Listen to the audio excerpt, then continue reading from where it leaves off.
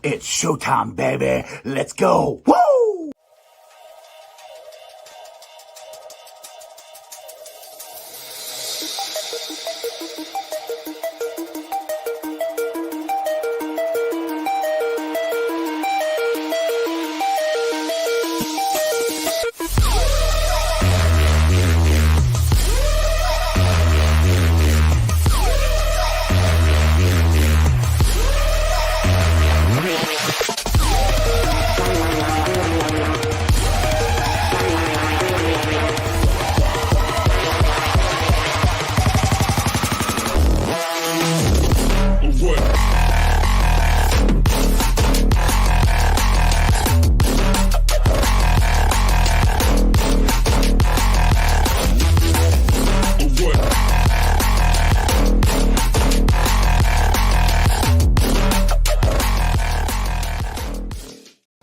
Hey guys, what's going on? Welcome to the show. This is Sports with Strawberry Ice. I'm your host, Iceman Jeff Trunipole, and as always, I bring you sports from a West Side point of view right here in the great city of Cincinnati, Ohio, home of some of the best barbecue wings around. That's right, it is Midwest Best Barbecue. If you have not tried it yet, please do. Hopefully, I'm going to get Wayne Boxmiller out there. I got to find out if he's tried any Midwest Best yet. But if he hasn't, he needs to get out there, try some CTB wings, some Uno wings, some G-Funk, some pulled pork, and, of course, Chop's favorite, the mac and cheese. It is delicious. Also, the show is brought to you by Meyer Door and Windows and more. Check them out at www.meyercincinnati.com for all your window and door needs. Also, my West Side piece, what's going on. If you want to watch the Reds, hopefully go for 2 in a row. That's what we would call a winning streak.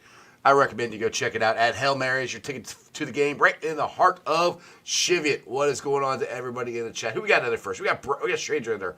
Brad's in there. Paul Painter's in there. Holmes is in there. Austin's in there. Augie, my boys, in there. And Robert, what is going on, guys? All right, before we get to Wayne, I want to thank everybody that came out to the Jackpot Joey Golf Outing Classic this past weekend. Icky Woods was there. Corey Dillon was there. First of all, vote Corey Dillon for the Ring of Honor.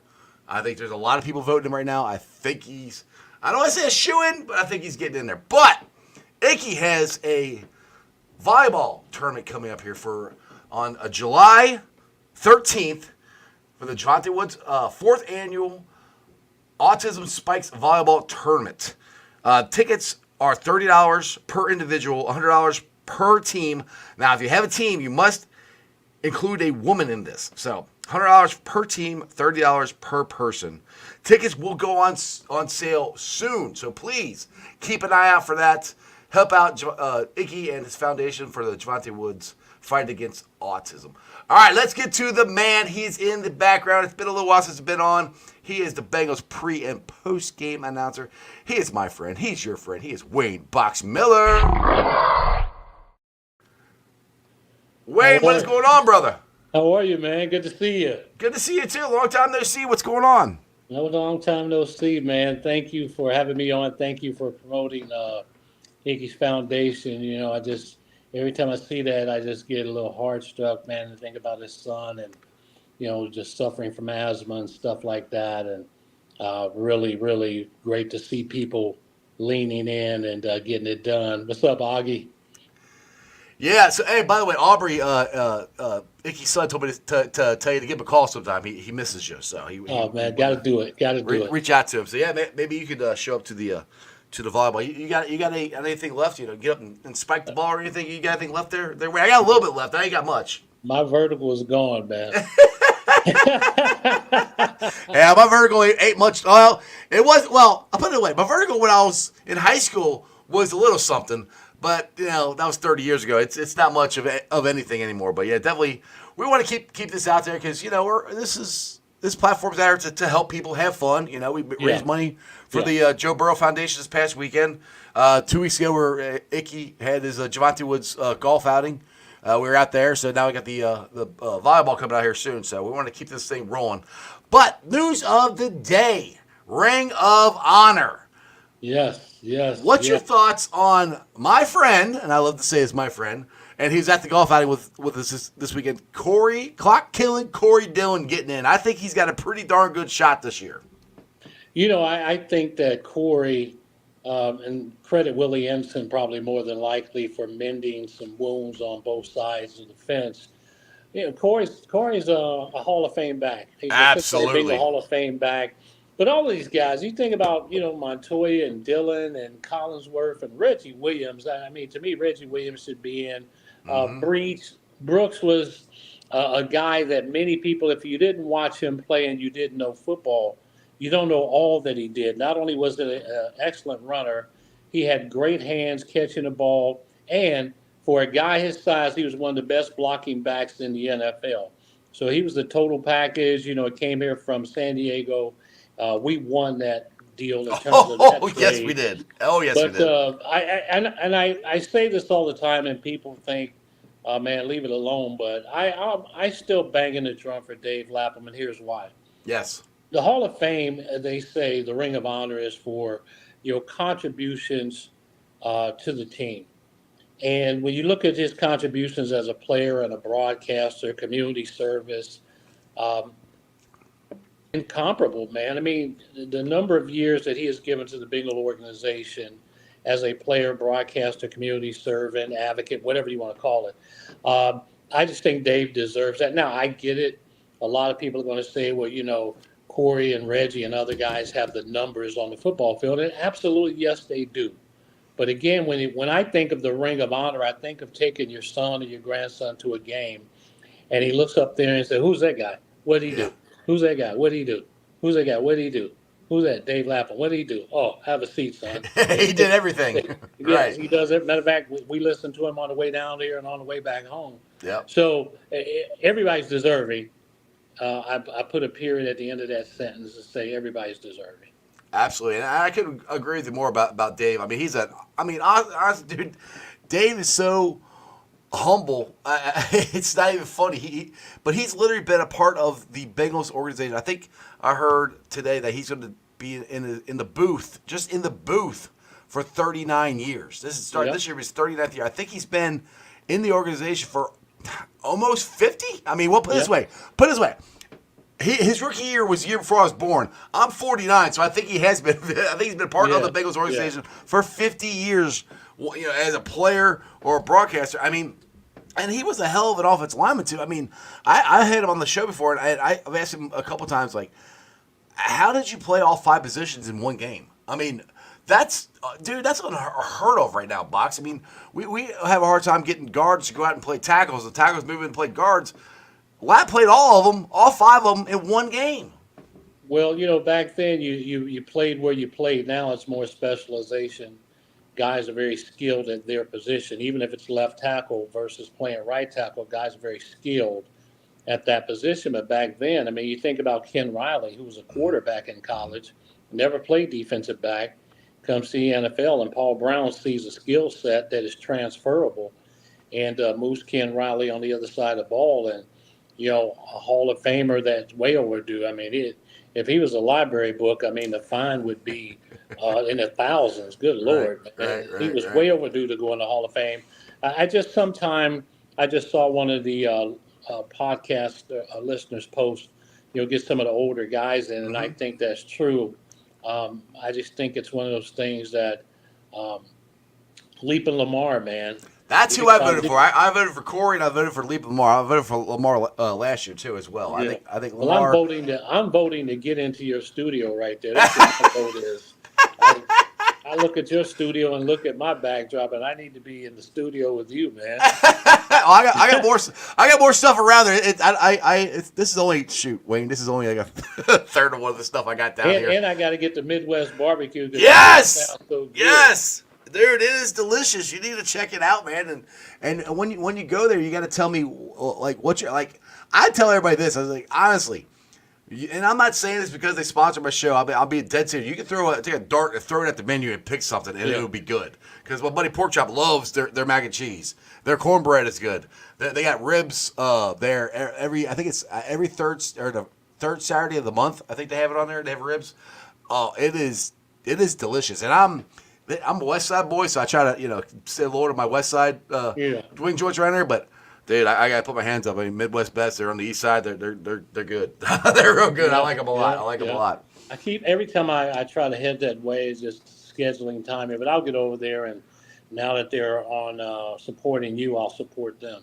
Absolutely. I appreciate it. Yeah, I don't get out there as much as I like to because, like I said, it's out of Ward's Corner Road and it's like 45 minutes for me. So, and I never go out that way. So it's not I literally have to go, all right, I'm going to go get me some Midwest Best and I got to drive all the way out there and get me some. So, but I want to bring it back to my boy Corey Dillon here. And with the momentum I think that he's built over the last year, I'll ask you this. Now, see, I mean, he's on my show every Monday, and we've become pretty good friends here, so I might be a little biased. But I think over the last year, the narrative of the angry Corey Dillon and the upset Corey Dillon, I think he's pretty much shattered that because, I mean, the Corey Dillon I know is a hell of a nice dude, and he's fun as hell to be around. And I like to think that narrative of the angry Corey and all, and flipping burgers and throwing the shoulder pads in and all that stuff, it's kind of gone by the wayside, and we are actually getting to actually meet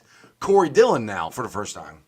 We all grow older, we all mature, we all learn to let go of things, and not just athletes, people. I mean, some of us are mad at people from, junior high school that stole out of our locker, and some people are mad at somebody about a basketball tournament, whatever. I mean, I think the most important thing in all of this is the quote, time heals all wounds. This is really evident of that. Corey Dillon played hard, ran hard. But here's the other thing I'll say about Corey Dillon, as I've said about a lot of athletes and people. When you grow up a certain way and you've dealt with some things and you've had trust issues because your environment is not conducive to trust, or there are things within your family structure. And again, I don't know his, I'm just saying. Right. You develop a shell, an edge. He's not the first guy. But you come into a new city, you're from the West Coast, you don't know much about the Midwest, and you're guarded, and then you have a couple of hiccups here and there, and you become very, very close to the vest with your emotions and feelings, and then sometimes those feelings get the best of you. So, yeah, it was unfortunate how it ended, and we all know about the different things that happened. But at the end of the day, could you ever say that Corey Dillon didn't run with a purpose and run with anger? That right there, exactly. For the Bengals. Exactly. I mean, he's in the record book. He broke Walter Payton's record for crying out loud.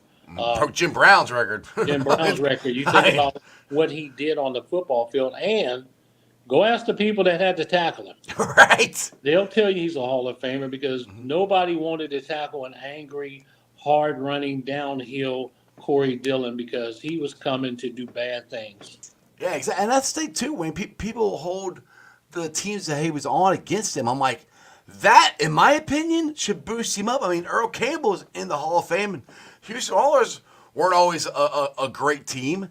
But, I mean, to me, that should boost Corey up because we didn't have a quarterback. We didn't have a great offensive line. We didn't have a lot of stuff there. We had Corey.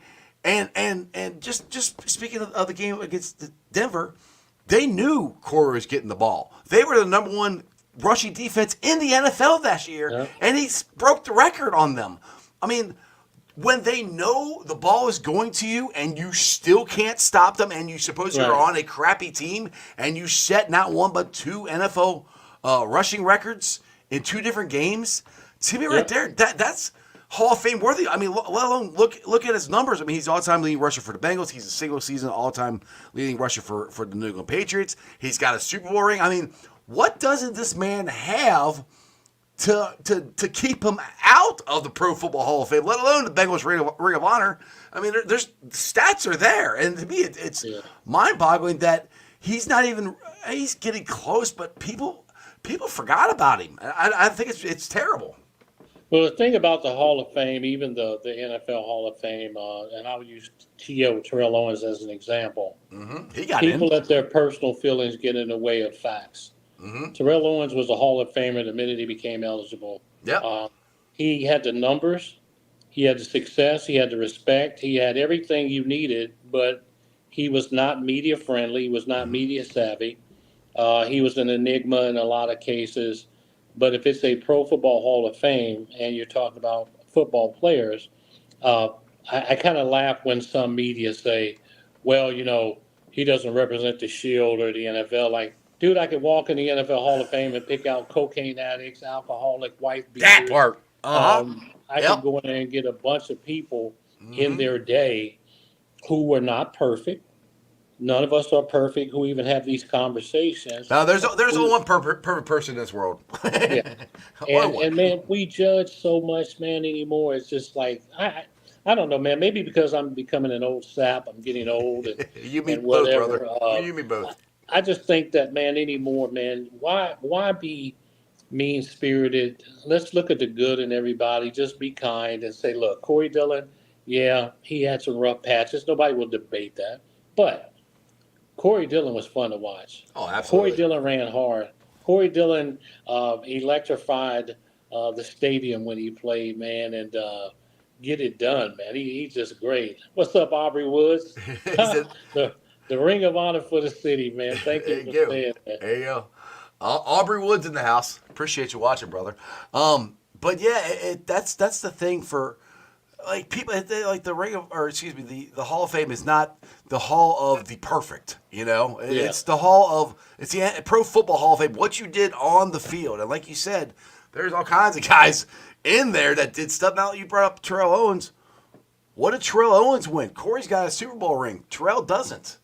I mean, right, all these things that everybody keeps saying, well, he doesn't have this. Like, yeah, he does. Corey has, checks off all the boxes right. that you supposedly need to get in to the Ring of Honor. I mean, I'll put it to you this way. We were talking about this weekend. I was talking about with Augie, my buddy from Right. who's a Bengals fan from. He just commented earlier. He's from New York. Yeah, I think he yeah, brought it up. He goes.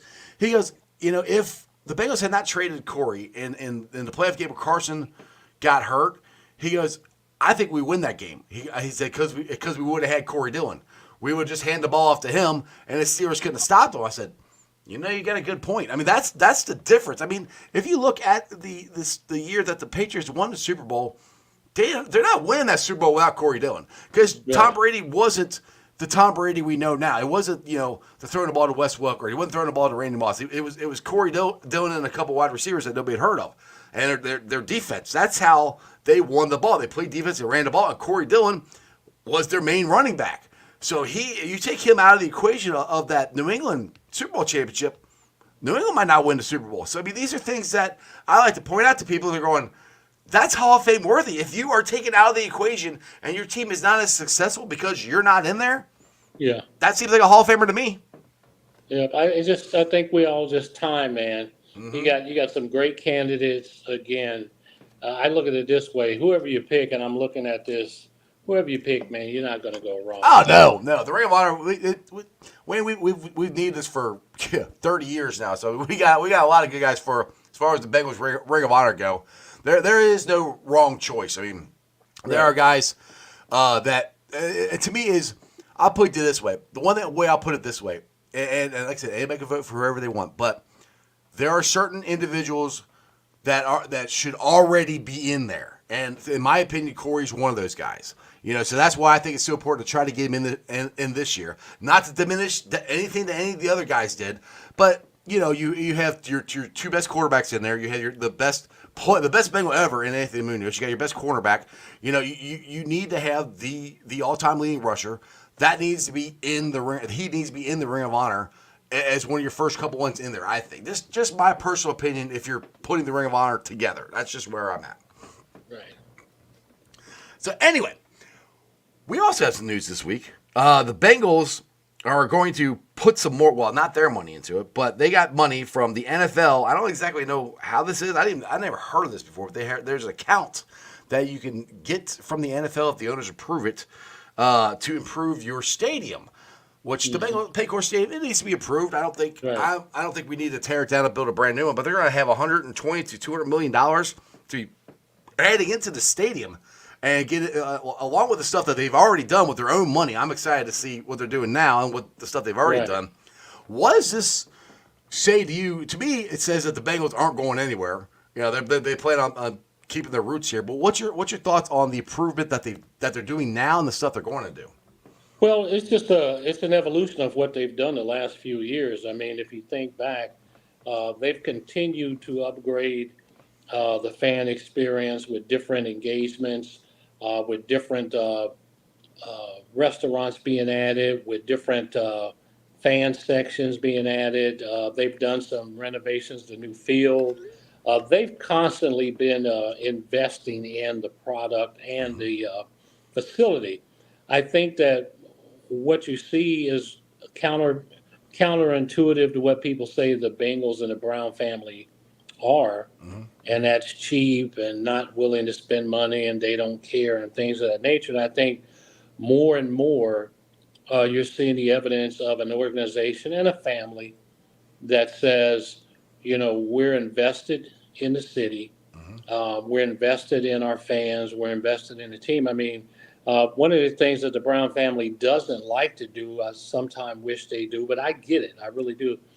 They are more involved in this city from a community Yes. involvement than people would ever believe. Katie Oh yeah. Black is on different boards, and Mike Brown gives quietly, and Caroline and Elizabeth are involved, and they do things, but they just do it quietly.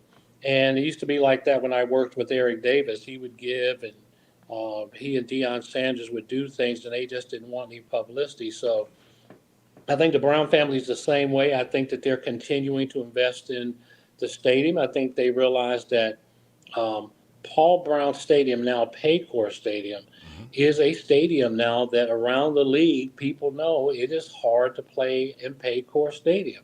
It's going to be Yes. loud. The fans are going to be raucous. It's going to be great energy. I mean, the Monday night game. Where the Bengal Jim and those guys mapped out the tiger stripes in the stands, the Mm-hmm. white out, the white helmets. I mean, Paycor Stadium is iconic these days as far as football venues go. And so if you can improve what is already good and move toward great, I think you're on the right track, and I think they've done that. I think that addressing the seats and the suites and all those things, it just enhances what this team is about right now. This team is about success. This team is about winning. This team is about community. This team is about the region, not just Mm-hmm. the city. This team is Mm-hmm. about the region. We broadcast all the way as far east as Huntington, West Virginia. Oh We yeah. go as far north as Canton, and we're down in Lexington and Louisville. I mean, so the footprint or the tiger print Yeah. There of you the go. Cincinnati Bengals, man, is far reaching. And when those fans come into town and say, "Hey, I've listened on the radio enough. I think I'm going to get tickets and come to the game," a great fan experience is waiting for them. Absolutely. Now to clarify, this money right now that they got from the NFL is just for the fan experience. This does not include the stuff that the Bengals are already doing to the locker room and the entranceway at the east side of the end zone, right Right, that opens up right, to the banks. Which that's gonna be so much nicer because if you've ever tried to walk from the banks to the stadium, it was always like a bottleneck. So it was always, right, especially with the last couple of years, of how many how many people are down at the banks now. So right. that's gonna be better right there. But that's the stuff the Bengals are doing themselves with their own money. So again, going to the narrative that Mike Brown, the Brown family, cheap, yada yada yada. Well, they're putting money in to the stadium themselves. I mean, let alone the stuff they've done the last couple of years. That's also their own money Right. that they've put Right. in, and the indoor practice facility, all that stuff. I mean, is from them, and I think practice facility. I think they got some sponsorship money as well too. But most of Well, it, they got good partners now. I mean, not just Paycor, but other partners that have come aboard. And you got to remember, a lot of these partners see the value in being aligned with an NFL franchise. They see the value in specifically being aligned with the Bengals and Joe Burrow.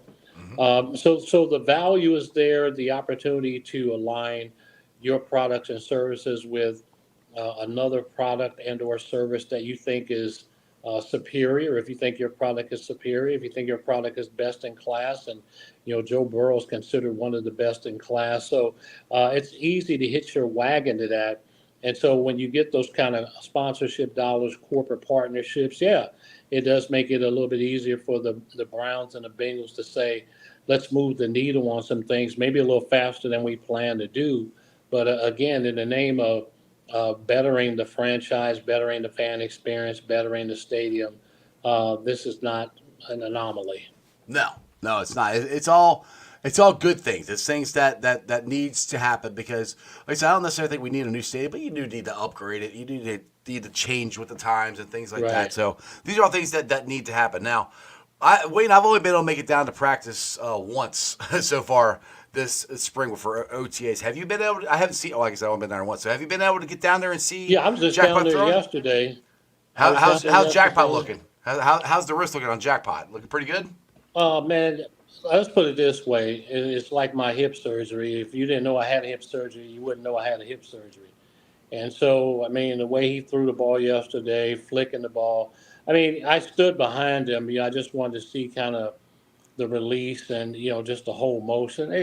He's fine, man. I mean, it was an unfortunate injury. It was one of those football injuries, but he's had plenty of time to heal. And we all know Joe is a determined competitor. He wants to be back on the field. Absolutely. He knows he left some meat on the bone out there, and he knows the what if probably worried and haunted him to no end. To say, damn, what if I was healthy? What if I had been able to finish the season? But Uh hey, huh. credit Jake Browning Yeah. for stepping in and doing the job. And we've got not only one of the top three quarterbacks in the NFL, in my opinion, but we've got, if you rated backup quarterbacks, I'd have to rate Jake as one of the top three backups, maybe the top backup quarterback in the NFL. After what he did last year, absolutely. I mean, Yeah. I won't be surprised. I know that gave him a 2-year contract, but I won't be surprised Jake moving on to go be a starting quarterback somewhere, which would suck. We finally got ourselves a really good backup, but I totally understand, why he would do that. But yeah, I mean, like you said, Joe left something on the bone, and with I mean, his last pass was against the Ratbirds for the go-ahead score. He threw it, and that's when he hurt his wrist pop or whatever. With that being said, and I've said this on here, I think we were going to win that game. We'll never know. Joe got hurt, Right. but I mean, Joe was looking really good. The offense was looking really good.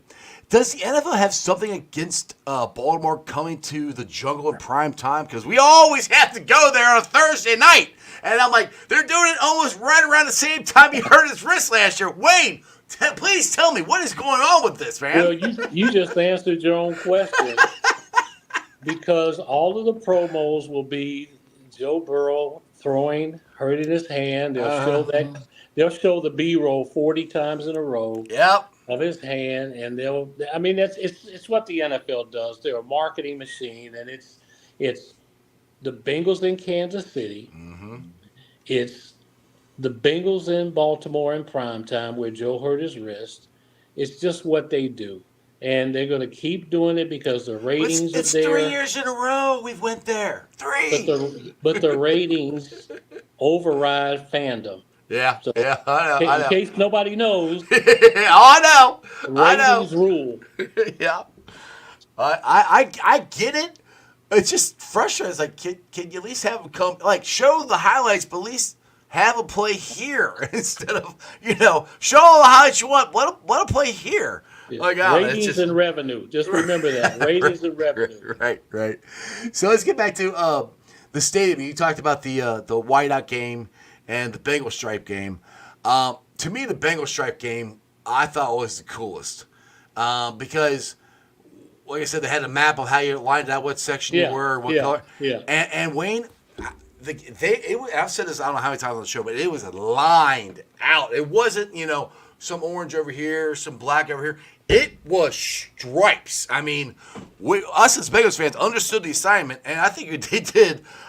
We did an unbelievable job, and I almost like that better than the whiteout. I love both of them, but I almost like that better than the whiteout. Which one was your favorite? Did you like stripes or the whiteout better, or you just like them both at the same time? For me, I'm going to say the whiteout, and here's why. I think anytime you can get solidarity, the way that happened with the white helmets and the white unis and the white in the stands, and I mean, hell, I even wore white. I did too. And nobody can see me because I'm in a booth. But when you look out there and saw that, man, it just the sea of white with the tiger stripes. And don't get me wrong, I thought, to your point, Bengal fans, man, wow, talk Dude. about, like you said, understanding the assignment Hmm. was phenomenal. It was absolutely phenomenal looking at that. And I think right after that happened, someone had an aerial Yeah. view that was turned into a poster, Hmm. framed picture or whatever, and you just saw how remarkable it was. Now, if it was diving, degree of difficulty goes to the stripe game. Yeah. If it was overall look, I still think, man, that white lit up Yeah. stadium Yeah. was just something. It's just that. Man, Pow. I mean, and then with the bright lights and then Yeah. the bright uniforms, it was a sight, man. But either way it goes, I want to acknowledge everybody that has something to do with that, but I also want to acknowledge the Bengals because what it appears to me, and maybe I don't know enough about other franchises, but the willingness of the Bengals front office and media department to work with fans and work with different people to listen to them and listen Hmm. to their ideas Hmm. and do things. I mean, you think of Bengals UK, man, and them getting a chance to interview players Right. that are on this current roster, Emily Parker and PJ, Hmm. making that happen, and Caroline and Elizabeth working together with others to pull off these fan experiences and unique offerings. Man, this is community. This is how Hmm. community is supposed to work. It is your team by ownership, right? Right. Absolutely, but it's also the fans' team by love and by legacy and everything else. And to see both of those synergize to create these kind of things, man, that are memorable, that put us on the map in a lot of different ways, that create those primetime opportunities. I mean, we got what, 5 primetime games this year? Yes, sir. So think back 10 years ago. How many primetime games do we have? I mean, Maybe you're one. probably one because you Maybe. had to put us on Thursday night. Everybody got a Thursday night Right. game. Right. But I'm saying, man, it just really for me is so cool to know that the Bengals as an organization have no problem talking to Bengal Jim and his ideas. I have no problem with walking with black-owned outerwear and saying, let's come up with something. Having no problem And the of jacket right getting, here. yeah, getting together with different heroes that are doing things in the community and recognizing them. Man, it's a great partnership and a great community model of how to engage. Yeah, absolutely, and I love. And I give that a lot of credit. I think to the girls, Caroline and Elizabeth. I think they've done a great job of doing that, reaching out to the fans, finding out what the fans want. Because like I said, 10 years ago, the fans felt like they weren't being heard. They didn't care about the fans. Well, that has completely changed here the Yeah, last since Zach Taylor and Joe Burrow have gotten here, and Elizabeth and Caroline have come in and kind of changed the narrative a little bit here. And it is awesome that they are so open to Bengals fans now and stuff. I mean, right. and the one thing I tell you too is like if you go down, I get out of practice a lot. You'll see Katie and Elizabeth and Caroline and Troy. They'll be walking to practice, and they're like you just go up and say hi to them, and they'll stand there and say hi, talk to you for a little bit. I mean, they're normal people, and that's one thing I find refreshing with them is because they've owned the Bengals since 1968. They are the upper echelons of the city, but they don't act like it at all. None Right. of them do, and that's what I think is so cool about it is you can just sit there and. I always say it like this when I talk about doing our show here. It's like, we're just sitting there having a couple guys having a beer, having a conversation. That's kind of what the show's like, and that's kind of how I Right. feel when I see Katie and Elizabeth and Troy. I can sit there and go have a beer with them and hang out, and they're normal people, and that's refreshing. Midwestern values, just the way Midwestern people are. That's not a New York, LA, major market kind of mentality. It's more of a blue collar, family owned business, and willing to listen and understand. I think the misnomer with Mike Brown. Mike Brown probably had more conversations with fans than people would realize. Again, it doesn't talk about it a lot, Right. but I know that for a fact. Mm-hmm. Um, Mike has always talked to fans, but here's what I say. Think about the conversation you would have with your grandfather. Mm-hmm. He sees the world totally different than you see the world, and then Mm-hmm. they don't understand how we see the world. if you think back when you were a youngster and you come in, you might be listening to some heavy metal or some rock or R&B or whatever. And I don't know why you guys listen to that music. That music makes no sense. And there's a natural disconnect because of age and the changing of the times. They listen to music like Tony Bennett and people like that. So it's hard for them to understand what you're trying to say and sell. What's no different than, Mike, who's older and has a culture that is a little bit more akin to the old NFL. And then the fans are clamoring for all these things. And in his mind, it's like, well, what's wrong with the NFL? It's worked. Right. And so when you have Elizabeth, who first came in, or not Elizabeth, Katie, Katie. who first ascended up the ranks and started saying, hey, Dad, let's look at it this way. Let's look at it that way. There's some things that I've learned and seen when I worked. I think she worked at a law firm downtown, Taft, I believe. I'm not sure. But anyway, you bring in those new ideas from outside and you start to infuse those in the organization. There were changes being made when Katie Blackburn came aboard. Right. And a lot of people don't remember that, but she was quietly making some changes, or at least recommended to her dad to look at some new ways of doing things. And then again, the next generation comes, Caroline and Elizabeth. They bring in some new things and new values. And they say, hey, this is what's going on. This is trending with younger people. You want younger people to go to the games? You think about it, Iceman, when we were going to the game as teenagers, even in our 20s and 30s, when we went to the game, we went to watch the game. Right. Period. Period. Yeah. Now, Now, no, yeah. No. you're watching the game. You're looking at replays on your phone. You're texting. You're shooting video. You're taking selfies. You're doing all kind of cheers, and you're uploading those to social media. It is a fan experience now. You're not just attending a game. And so Caroline and Elizabeth bringing those new ideas, and they are that new fan base. They are the new consumers, and so that voice has representation in the meetings now. Right. And Right. you see it played out now within and throughout the stadium. I mean, so again, every generation, man, there's always a little bit of a disconnect, not in a negative way, but just a cultural norm that's different. Your granddad's norm and your dad's norm and your norm, there may be some similarities, but I can guarantee you there are a whole lot of differences. Oh yeah. Oh yeah. Oh yeah. I'll tell you, yeah, three different generations of Truntables there. They're all different. Yeah. they're all different. Truntables are very opinionated. I'll put it that way. But one thing I do want to say this too, and I'm not gonna take credit for this. I heard this on Cincy 360 today.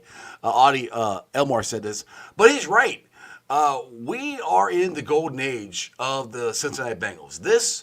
These last 5 years have been the most fun, the winningest. I know Joe's got hurt last year, but the Super Bowl run, the AFC title run, hopefully the AFC title run and AFC North Championship run this year.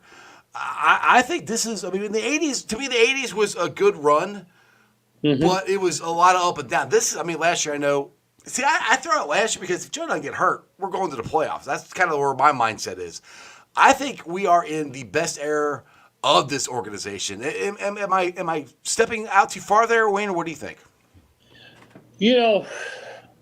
I think about the '80s too, and Boomer and Sam and the Sugar offense, and the SWAT team, and I love the and SWAT all team. of those things, and Reggie Williams and Joe Kelly and Eddie Brown, and it's so much talent. Nicky Woods, James Brooks, Stanley Wilson, Larry Montoya, Kennebrew. Kennebrew, Montoya, Tim Crumry. I mean, man, those guys were competitors every game. They were Yes, sir. playing ball. So I think that this new era, yes, it's exciting, man, and both of these eras made it to the Super Bowl. The question becomes now: Win the can damn this thing. this golden era get back to a second Super Bowl and clinch the deal? Yes. The NFL. I hate to say this, the NFL likes us at the Super Bowl because when the Bengals play in the Super Bowl, we may not win, but man, It's it exciting. goes down to the last play of the game, literally every time. And I went to the Super Bowl in Miami as a fan.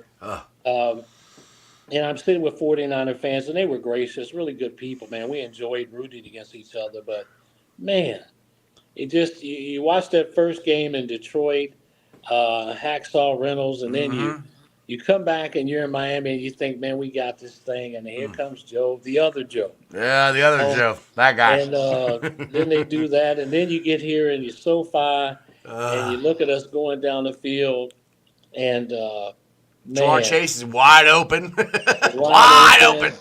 And then there's this guy named Aaron Donald, Yeah, that guy. who's just a one man wrecking crew, a relentless. You know, he's gone now, so if Thank we have God. to face the Rams again, we don't have to worry about him. But Right. you know, it just the Bengals have always competed in the Super Bowl, and so I think that when you keep knocking at the door as a franchise, I'm just looking forward to the fact that.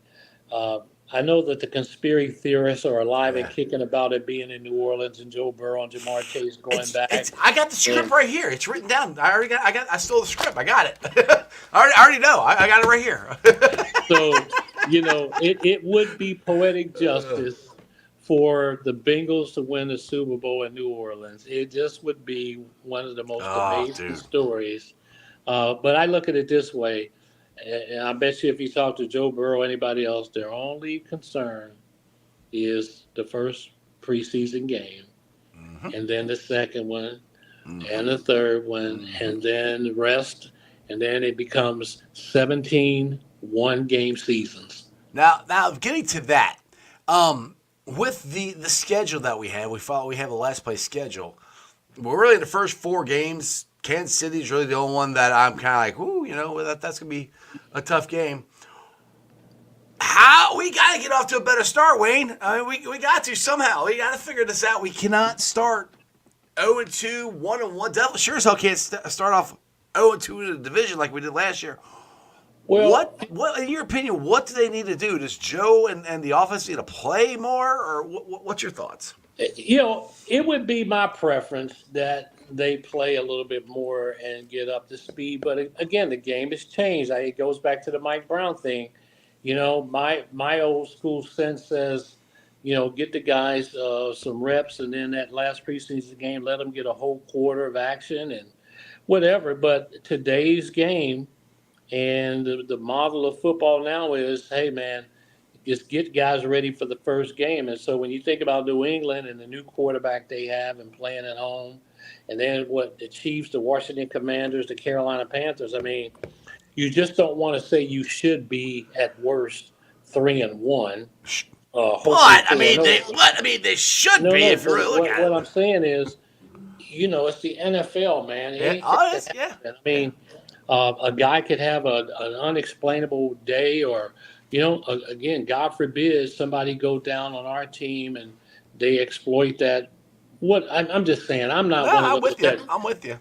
people that jump out and say, "Oh, if we're not 3-1, if we're not 4-0, this season's over." It's, Oh, man, it's a I will never say that because like Burrow's best month is December.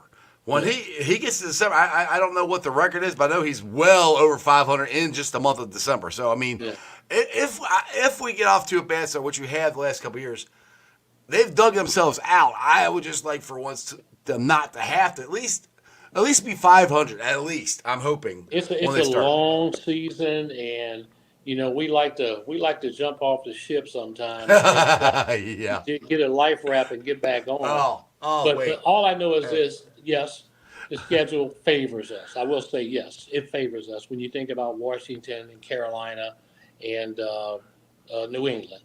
It favors us. We always play Kansas City well because of Lou Anarumo. And so I think that there's a lot of excitement and optimism in this schedule. But I just think that for me, you know, I'm like the guys, man. For me, it's just New England. I'm not going past New England. Yeah.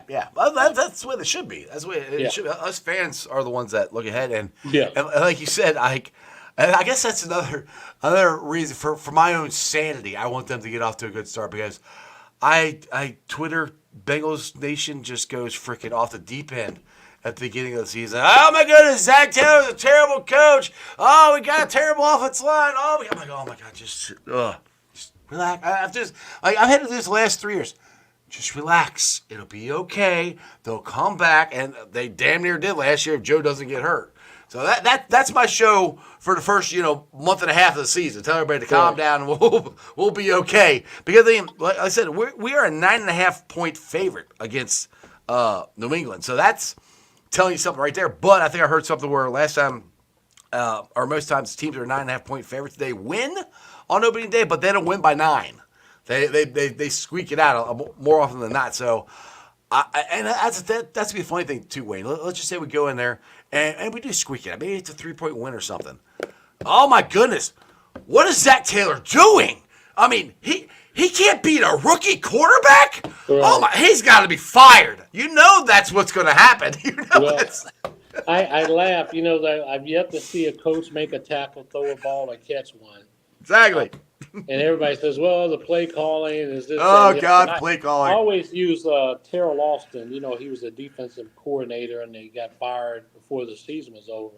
Mm-hmm. And I remember vividly that Kansas City game where we just played poorly. Mm-hmm. And I said to someone, and they were just beating him up, raking him over the coals. I said, go back and watch the tape and look at how many times the Bengal defensive players were in position to make the play but didn't make the play. What that says is the defensive coordinator called the right scheme, and the players were in the right position. Mm-hmm. They just didn't make the play. Mm-hmm. So if the players are in position to make the play, then whatever the defensive coordinator called was the right call. Mm-hmm. The play just wasn't made. And so if you have a missed tackle, 2 missed tackles, 3 missed tackles, or a guy overruns pursuit, or things of that nature. Or they're lined up in the wrong spot, kind of like they were last year a lot with the Scott and Dax Hill out there as safeties. That was a lot of the problem last year. I mean, stuff like that happens. Yeah, I mean, things happen again. Yeah. I love Lou Anarumo, man. I love this style of play. It'll be interesting to see now that Callahan's gone, how that works out. I don't think you'll see much change in the offense. I'm excited really to see Cam Sample and Zach Carter with another year under their belt. I think it's their time. I hope so. To really get after it. I think that DJ Reader left them in good shape. Jay Tufele. And obviously you got McKinley Jackson coming in and Cedric Johnson. But I think that Sample and Tufele and Zach Carter and even Jeff Gunter's still here. I mean, he's a guy that was coming on and just a numbers game for him, but he stayed on the roster and stayed around. I think that they've got more depth there. Joseph Osai will be back and hopefully can stay healthy the whole year. Yes. So you think of a healthy Osai coming off the edge with Trey Hendrickson, Sam Hubbard, B.J. Hill has played stellar. Miles Murphy, big year for Miles Murphy. Miles Murphy, he should be able to stepping up, but just B.J. Hill having that help in the interior with Chris Jenkins from Michigan, go blue. I just think that I'm excited to see the defensive line with all the additions as well. Now, one thing you mentioned, and I kind of differ with you a little bit with this, with pitcher being the OC and Callahan gone. I ask your opinion on this. I think there are going to be a little more wrinkles this year. Just by the way they drafted tight end and we signed Gesicki, I could see two things. I could see more 2 tight end sets. I could see Gesicki in the slot more. And I'm also curious with them drafting Burton, how much does that change Jamar? Does that free Jamar up more for being in the slot, coming out of the backfield, doing different things with him? Those are different wrinkles that I think pitcher might be doing with this, just with the personnel that we have on paper. What's your thoughts on that? Well, I don't think it's putting in new wrinkles. I think it's going back to the old ones. There you go. I think if you think about, you can go back, and I mean, this precedes Zach a little bit when Tyler Eifert and then C.J. Uzama. C.J. Uzama was used. Oh, yeah. What got him a contract in New York was that he was a tight end that could stretch the field, that could run routes. So they had those wrinkles in there, and then they didn't. When you had the injuries and things of that nature. So I think they'll get back to that because they're bringing in some more tight ends who can do those things. But I think they had those things. I think they just weren't able to do them the way they wanted to. And so now bringing these guys in and signing the free agent from Miami, I just think that you'll see them get back to what they were doing. It's like the Steelers. You got all the Steelers drafted so many offensive linemen because the Steelers are going to get back to what they were doing. The Steeler football is pounding the football, is Yep. pounding you in the ground.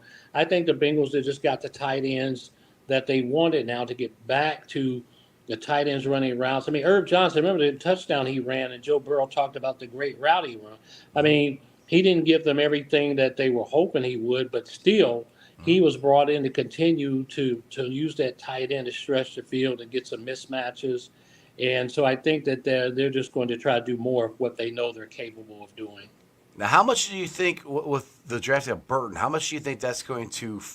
I say free up, but just give them more options to do. Put Jamar in different positions because Burton, I think, is a burner. I think he could also play slot too. So I think It depends on his development, how he progresses. I mean, again, I think a lot of that comes, and I heard him talk about just understanding, trying to learn what Joe likes, what Joe wants. But Yossi Bosch, I mean, he's got a year under Yep. his belt Yep. now. So how does that do it? Kwame Lassiter is still here. Is he ready to finally get off the practice squad and become full time fighting for a starting spot? So that's the one thing I love about training camp and this time, man, is up for grabs. I mean, there are just certain positions that are locked. I mean, Higgins and Chase, but everybody else, man, stick your flag in the ground and make your claim that you're that guy. So can Burton come in and do that? He has the skills and the toolbox, yes.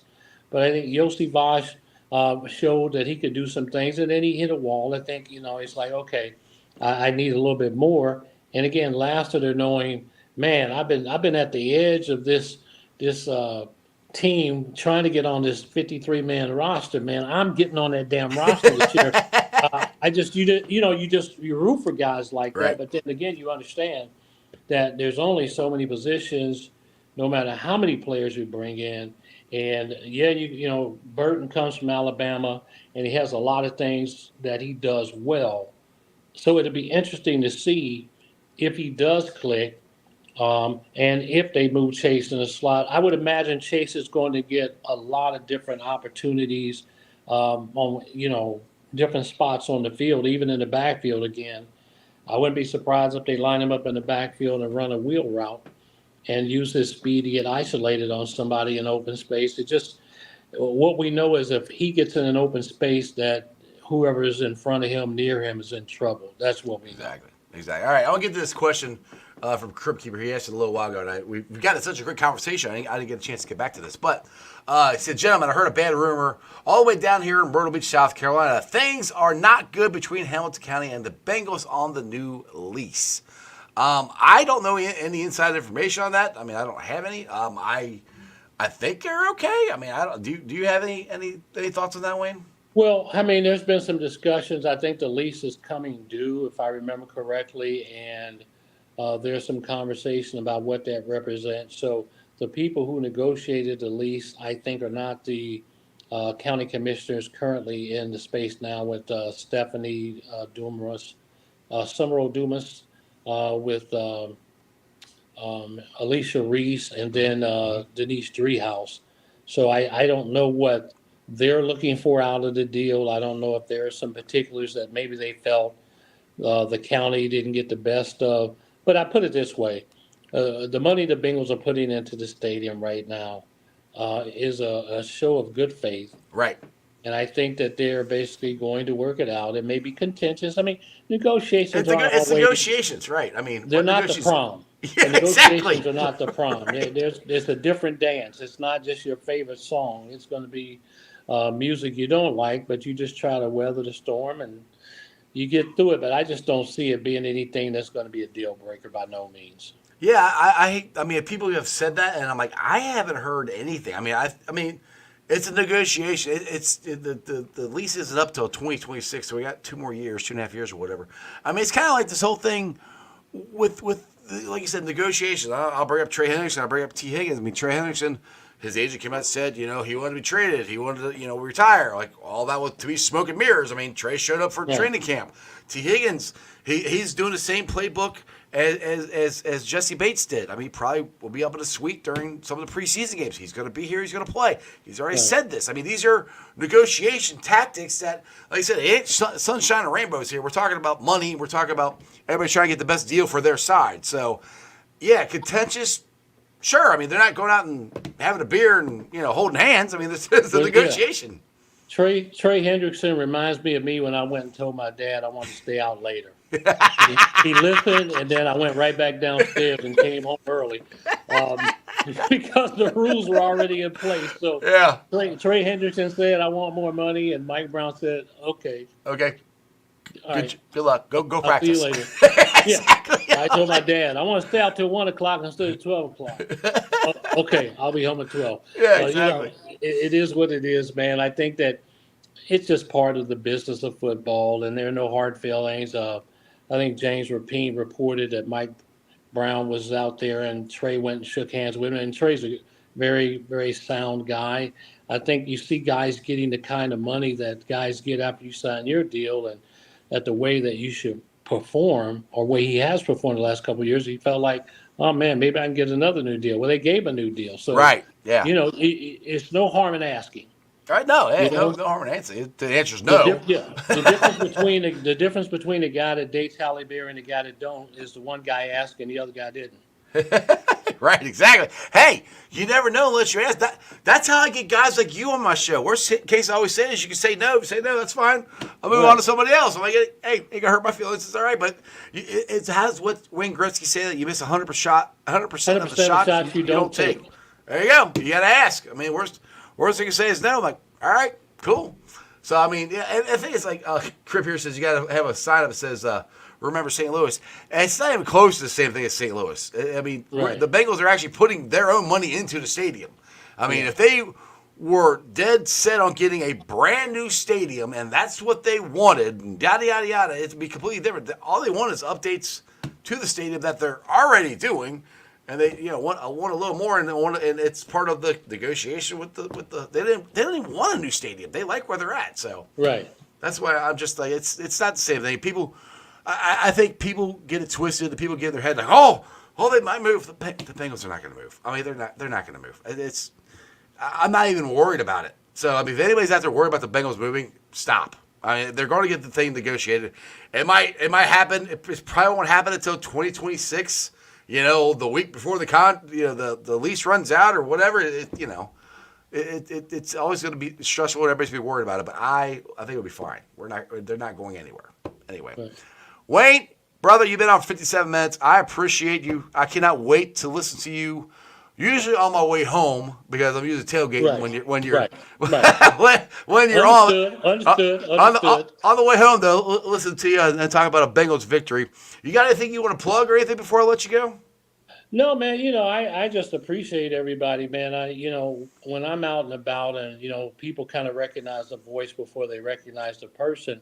I really sincerely appreciate everybody listening, man, because win or lose, you're on your way home and you kind of give us a chance to bring you in the locker room with Dave Lapham and for Dan and I to kind of do a recap and get some of those highlights and going. So no, I just want to say thank you, man. I just appreciate Bengal Nation and I appreciate you and people that say, hey man, let's have a conversation. Only could wish that we could do this in real life as adults, and with the world being so crazy and even politically the climate is just boiling over, to have conversations like this, man, is something that I wish we could do more of. So thank you, brother. I appreciate you, man. Hey, anytime, man. And I always say that. I'm like, you just sit down. We're just talk. That's all you got to do. You got to talk to people. If you're scared to talk, then that's on you. And it's okay to say you're wrong sometimes. And it's okay to not agree with the other person. Yeah, it doesn't mean you don't have to like them. Exactly. You can disagree. You're still allowed to do that. Just saying. Anyway, appreciate you, brother. Hopefully, do they have practice tomorrow? Do you know?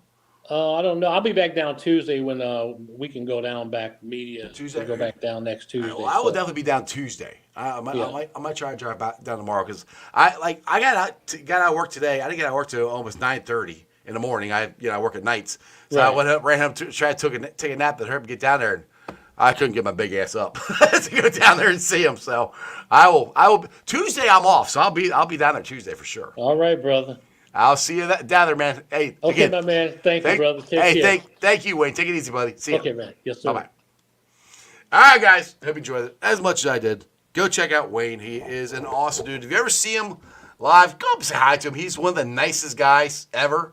So just go up, talk to him, say you like his stuff, and you enjoy it. Anyway, thanks for watching.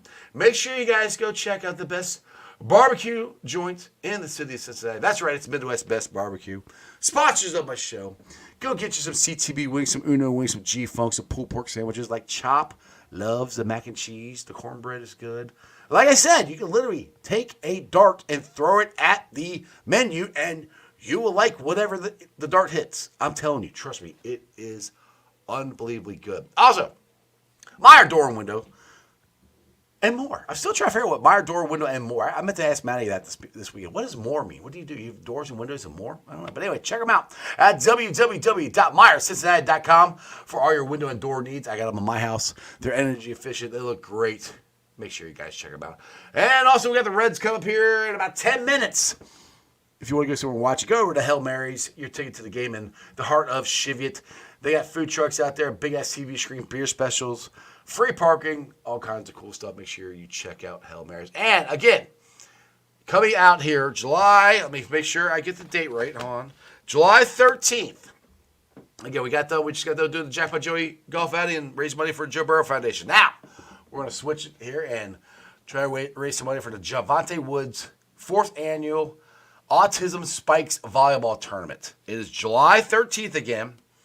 It's $30 per individual or $100 per team, but the team must include at least one woman.